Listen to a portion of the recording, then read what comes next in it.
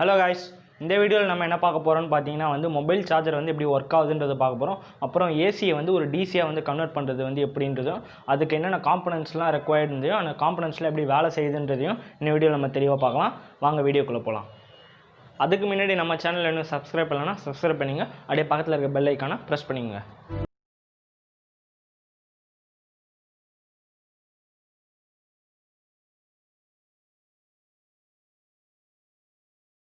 First நம்ம ஏசியை வந்து ஒரு டிசியாக கன்வெர்ட் பண்ணுறதுக்கு என்ன முக்கியமாக தேவைன்னா ஏசினா என்ன டிசினா என்னன்னு ஃபஸ்ட்டு உங்களுக்கு தெரிஞ்சிருக்கணும்.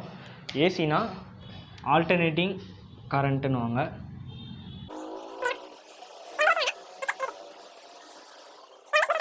இப்போ நீங்கள் பார்த்தீங்கன்னாவே தெரியுது ஆல்டர்னேட்டிங் மேலே பாசிட்டிவ் சைடும் போது கீழே நெகட்டிவ் சைடும் போகுது. அதனால தான் இதை வந்து ஆல்டர்னேட்டிங் கரண்ட்டுன்றாங்க. டிசின்னும் போது ஒரு ஸ்ட்ரெயிட் லைன் டைரெக்டாக போயிட்டே இருக்கிறத வந்து டைரக்ட் கரண்ட்டுன்றாங்க. நம்ம வீட்டிலலாம் யூஸ் பண்ணுவோம் பார்த்தீங்களா, வீட்டில் யூஸ் பண்ணுற வோல்டேஜ் வந்து 220 வோல்டேஜ். நம்ம வந்து அடாப்டரில் வந்து வெளியே வர வோல்டேஜ் வந்து 5 வோல்ட்டு இல்லை 9 வோல்ட்டு இல்லை 12 வோல்ட் வந்து வோல்டேஜ் வெளியே வருது. ஸோ நம்ம என்ன பண்ணணும்னா ஃபஸ்ட்டு வந்து ஸ்டெப் டவுன் பண்ணணும். 220 வோல்ட்டை வந்து 9 வோல்ட்டாக வந்து கம்மி பண்ணணும். ஸ்டெப் டவுன் பண்ணுறதுக்காக நம்ம ஒரு டிரான்ஸ்ஃபார்மர் வந்து யூஸ் பண்ணணும். போர்ஷன் தான் வந்து டிரான்ஸ்ஃபார்மர். இந்த போர்ஷனில் நீங்கள் பார்த்தீங்கன்னா இது வந்து ப்ரைமரி வைண்டிங்னுவாங்க, இது செகண்டரி வைண்டிங்னுவாங்க. ப்ரைமரி வைண்டிங்கில் தான் வந்து நம்ம 220 வோல்ட் ஏசி வந்து தரணும். செகண்டரி வைண்டிங்கில் நம்ம அவுட்புட் எடுத்துடணும். இப்போ இந்த அவுட்புட் பார்த்திங்கன்னா நமக்கு என்ன தேவைப்படுமோ அந்த மாதிரி 5 வோல்ட்னா 5 வோல்ட்டு, 9 வோல்ட்னா 9 வோல்ட் அவுட்புட் கொண்டு வரணும். அதுக்காக இந்த டிரான்ஸ்ஃபார்மர் ஏன் ஸ்டெப் டவுன் டிரான்ஸ்ஃபார்மர்னு சொல்கிறோன்னா ப்ரைமரி வைண்டிங்கோட செகண்டரி வைண்டிங் வந்து கம்மியாக இருக்கும். ஸோ வந்து வோல்டேஜை வந்து அதை ரெடியூஸ் பண்ணி தரதுனால வந்து அது வந்து ஸ்டெப் டவுன் டிரான்ஸ்ஃபார்மர்னு வந்து சொல்கிறாங்க.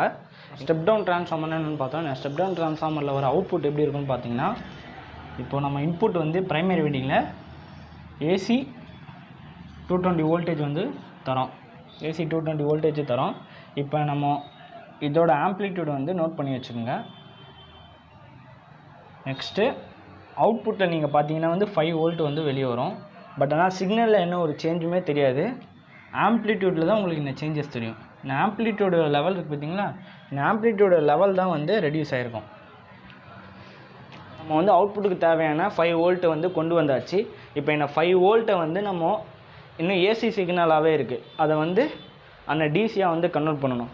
அந்த பர்பஸுக்கு யூஸ் பண்ணுற டிவைஸ் பேர் தான் வந்து ரெக்டிஃபயர்னுவாங்க. என்ன பண்ணணும்னா ஒரு ஏசி சிக்னலை வந்து வேரியபிள் டிசியாக வந்து கன்வெர்ட் பண்ணணும். ரெக்டிஃபயரை பற்றி பார்க்க போகிறோம். அந்த ரெக்டிஃபயரை பற்றி பார்க்குறதுக்கு முன்னாடி உங்களுக்கு டயோட்னா என்னன்னு தெரிஞ்சிருக்கணும். இப்போ நம்ம வந்து டயோடு வந்து இதுதான் சிம்பிள் ஆஃப் டயோடு. இது வந்து ஆனோடு, இது வந்து கேத்தோடு. இந்த டயோடை பற்றி ரொம்ப டீப்பாலாம் பார்க்க போதில்லை, வெறும் இந்த டயோடு வந்து என்ன பண்ணுதுன்னு பார்க்க போகிறோம். இந்த டயோடில் பார்த்தீங்கன்னா வந்து இப்படி நம்ம கொடுத்தா ப்ளஸ்ஸை ப்ளஸ்ஸோடையும் மைனஸை மைனஸோடையும் கொடுத்தா ஃபார்வர்டு பயாஸு. இந்த ஃபார்வர்ட் பயாஸ் கண்டிஷனில் என்ன ஆகும்னா வந்து டயோடு வந்து கண்டக்டிவிட்டி ஆகும். Next reverse bias.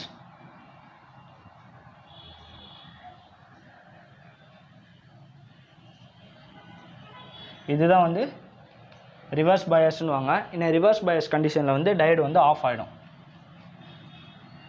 இப்போ வந்து ஆனு, இது வந்து ஆஃப்.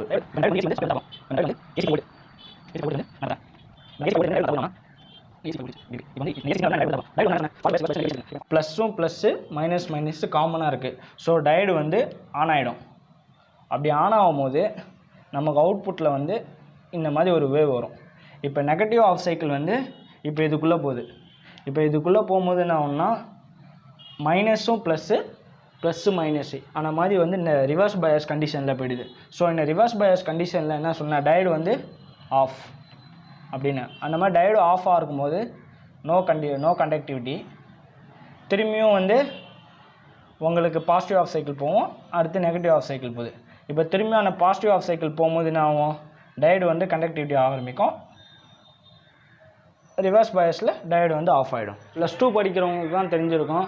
பிரிட்ஜ் ரெக்டிஃபயர்னு வந்து ஒரு லெசனில் வந்து நீங்கள் படிச்சிருப்பீங்க. அந்த பிரிட்ஜ் ரெக்டிஃபயர் தான் வந்து ஒரு ஏசியை வந்து டிசியாக கன்வெர்ட் பண்ணுறது வந்து ரொம்பவே யூஸ்ஃபுல்லாக இருக்குது. தேவைப்படுதுன்னு பார்த்தீங்கன்னா ஒரு 4 டயோடு வந்து தேவைப்படுது.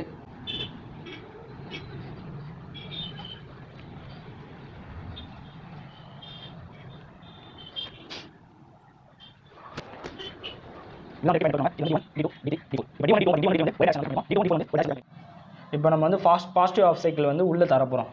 நம்ம பாசிட்டிவ் ஆஃப் சைக்கிள் உள்ளே தரும்போது என்ன ஆகும்னா டயோடு D1ம் D3யும் வந்து கண்டக்ட் ஆரம்பிக்கும். ஸோ கண்டக்ட் ஆரம்பித்து அவுட்புட் எப்படி வரும்னா இப்படி வரும். அப்போது மிச்சம் இருக்க என்ன D2ம் D4ன்னு ஆகும்னா ஆஃபில் இருக்கும். இப்போது நெகட்டிவ் ஆஃப் சைக்கிள். இந்த நெகட்டிவ் ஆஃப் சைக்கிள் என்ன ஆகும்னா டயோடு D1ம் D3யும் வந்து ஆஃப் ஆகிடும், D4ம் D2ம் வந்து ஆன் ஆகிடும். D4ம் D2ம் ஆன் ஆகிடும். ஸோ அதனால் அங்கே ஒரு சைக்கிள் கிடைக்குது. திரும்பியும் அடுத்த சைக்கிள் பாசிட்டிவ் ஆஃப் சைக்கிள். அப்போ திரும்பியும் அகெயின் ஆகும் D1ம் D3யும் ஆன் ஆகிடும், D2ம் D4ம் ஆஃப் ஆகிடும். ஸோ இப்படி வரைக்கும். ஸோ நம்ம கெப்பாசிட்டர் என்னென்னு பார்த்துக்கலாம். கெப்பாசிட்டர்லாம் ஒன்றும் இல்லை, சார்ஜ் ஸ்டோரிங் வந்து டிவைஸ்ன்னுவாங்க. இந்த கெப்பாசிட்டர் அக்ராஸில் வந்து இதோட வோல்டேஜ் வந்து ஸ்டோர் ஆரம்பிக்கும். ஸோ இப்படி இருக்குது. இந்த பீக் வோல்டேஜ் இருக்குது பார்த்தீங்களா, இந்த பீக் வோல்டேஜை மட்டும் இந்த கெப்பாசிட்டர் வந்து ஸ்டோர் பண்ணும். ஸோ இந்த கெப்பாசிட்டருக்கு அக்ராஸாக நம்ம இப்போ இந்த வோல்டேஜை செக் பண்ணி பார்த்தீங்கன்னா இப்படி இருக்கும் பீக். அந்த பீக் மட்டும் இந்த கெப்பாசிட்டர் ஸ்டோர் பண்ணி வச்சுருக்கோம். ஸோ நம்ம இப்படி இருக்க சிக்னலை வந்து இப்படி மாற்றியாச்சு.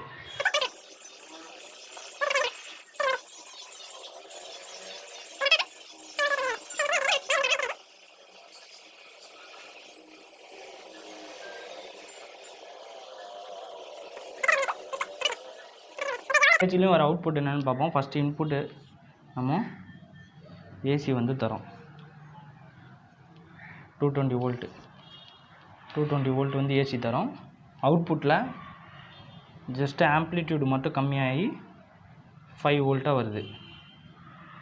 நெக்ஸ்ட்டு ரெக்டிஃபயர்லேருந்து வெளியே வர அவுட்புட் எப்படின்னா இதோ இப்படி இருக்கும். இந்த மாதிரி ஒரு அவுட்புட் வந்து வெளியே வருது. இந்த கெப்பாசிட்டருக்கு அக்ராஸாக உள்ள அவுட்புட் வந்து செக் பண்ணி பார்த்தோன்னா இப்படி இருக்குது. ஓகே, இப்போ இந்த மாதிரி ஃப்ளக்சுவேஷனான ஒரு வோல்டேஜை வந்து நம்ம ஸ்ட்ரைட்டாக வந்து கொண்டு வரணும். அதுக்காக என்ன பண்ணுறாங்கன்னா ரெகுலேட்டர் ஐசி வந்து யூஸ் பண்ணுறாங்க. நிறைய ரெகுலேட்டர் ஐசி இருக்குது. இந்த ரெகுலேட்டர் ரெகுலேட்டர் ஐசி என்ன பண்ணணும்னா வந்து நமக்கு என்ன வோல்டேஜ் வேணுமோ அந்த வோல்டேஜை மட்டும் கான்ஸ்டண்ட்டாக வந்து வெளியே விட்டுட்ருக்கோம். அதுக்கு தான் வந்து இந்த ரெகுலேட்டர் ஐசி வந்து யூஸ் பண்ணுறாங்க.